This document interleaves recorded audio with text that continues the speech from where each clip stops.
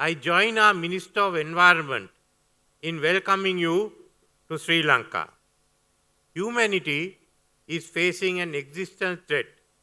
The interlinked and cascading effects of climate change, biodiversity loss, and pollution, the triple planetary crisis, are demanding a heavy toll on individuals, communities, and threatening life on our planet. We are putting extreme pressure on the planet. The triple planetary crisis is already exceeding the planetary boundaries. The world has already lost 8% of known animal species, and 22% are at risk of extinction due to the destruction of their natural habitats and the introduction of invasive species. We are now losing biodiversity up to 10,000 times faster than it was disappearing 100 years ago.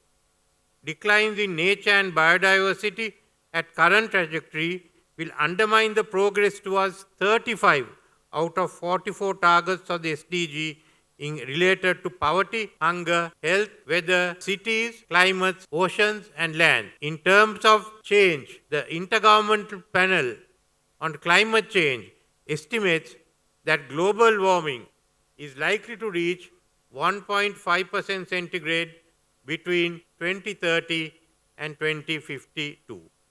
The other day, I read a blog by a young scientist, a member of the Union of Concerned Scientists. Her name is Sanjali De Silva. This is what she said. People of Sri Lanka feel the impact of climate change every day. Those effects are overwhelmingly caused by the self-serving command and irresponsible action of the fossil fuel industry and the nations unwilling to do their part to stop the climate paradise.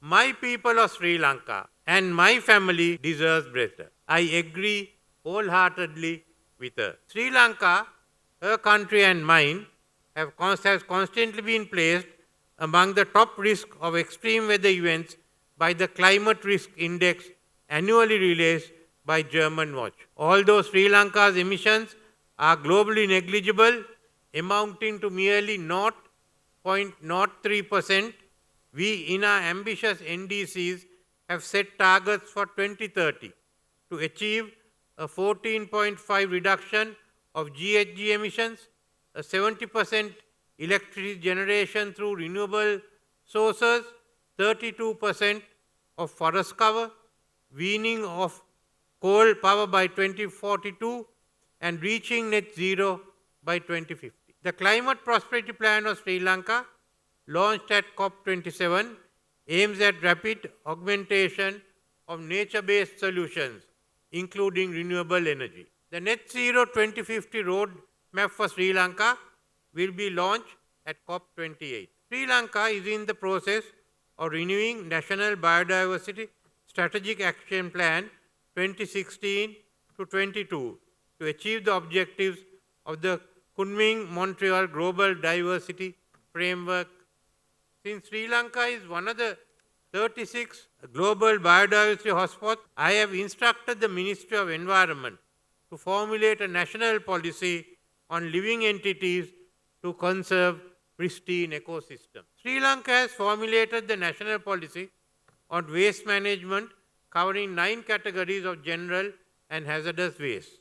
The national policy on chemical management was formulated to streamline chemical management in the country. Sri Lanka formulated the national policy on sustainable consumption and production in 2019. The green procurement policy and the green labeling framework will come into effect this year. My government will enact a new Climate Change Act and a National Environment Act to address the triple planetary crisis in the context of new knowledge and practices. We are starting our transition to a green economy. But there is a cost. The Climate Prosperity Plan, which spans from 2023 to 2042, will require $26.5 billion US dollars. The implementation of Net Zero 2050 roadmap will require over $100 billion US dollars. The list is not over. Where are we going to source these resources from? We cannot source all this money from within our country. The problem is not confined to Sri Lanka. Developing countries require financing up to US dollars 5.9 trillion to fulfill their NDCs up to 2030.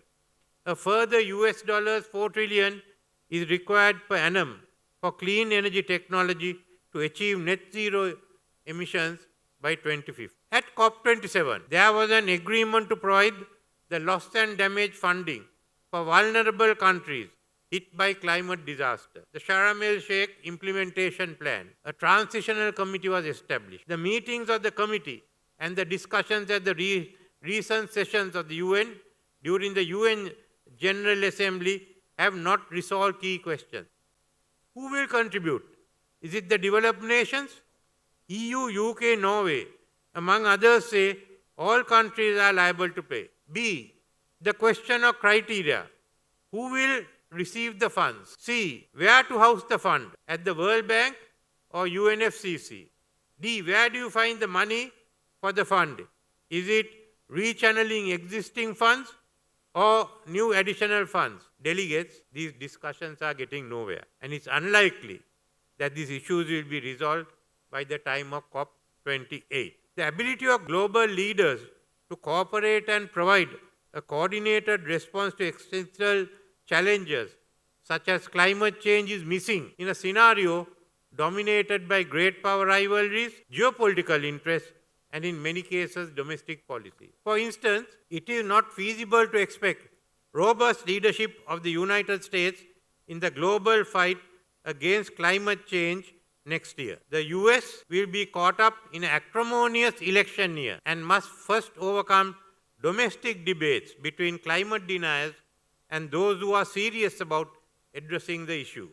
Ukraine war will tie down Europe. The Indo-Pacific will witness further escalation of tension. Numerous global fora have attempted to address the issue of climate change. The Bridgetown Initiative, Paris Pact for People and Planet, and numerous initiatives by the UN Secretary General. The issues and potential solutions have been well articulated at these events. What is missing is the money on the table, leadership, and action. Therefore, we in Asia Pacific and others in the global south will need to galvanize alternative leadership mechanisms. What is crucial is that geopolitics and great power rivalries take a second place when it comes to addressing climate issues such as climate change and global environment degradation. We need a climate justice forum to ensure that the countries least responsible for climate change do not bear a disproportionate share of the loss.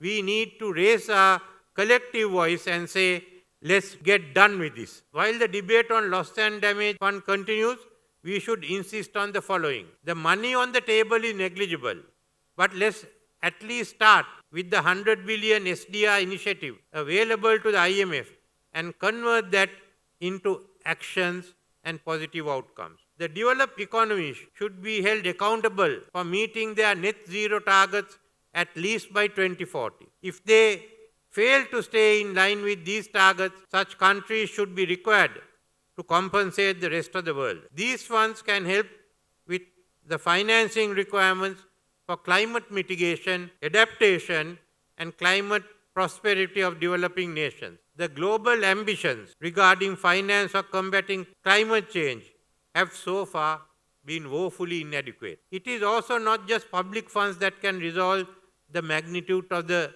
issue at hand. The Bridgetown Initiative has clearly articulated the need for using the balance sheets of the NDBs to provide guarantees and leverage private funds to be channeled towards addressing climate change issues in developing nations.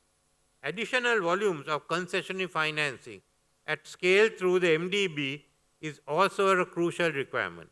Climate-related investments provide long-term returns which cannot be financed by fragmented, short-term, high-cost private financing. The prevailing situation where global monetary tightening is pushing up market-linked lending rates of MDBs and the IMF is also an opportune moment to consider options of capping such rates or other means to avoid further fiscal burdens on borrowing nations. All three initiatives above would have been on the agenda in a serious manner long time ago had there been a greater voice of developing nations and the global south in the decision-making authorities of these global financial institutions.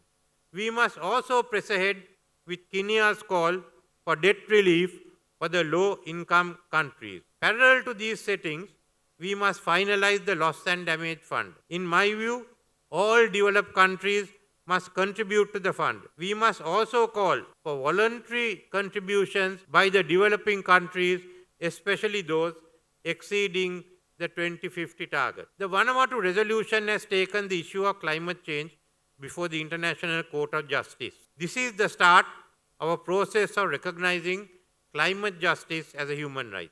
It is the core of the right to life. All other rights flow from the right to life. Countries unwilling to do their part to stop the climate crisis are guilty of committing genocide. Thank you.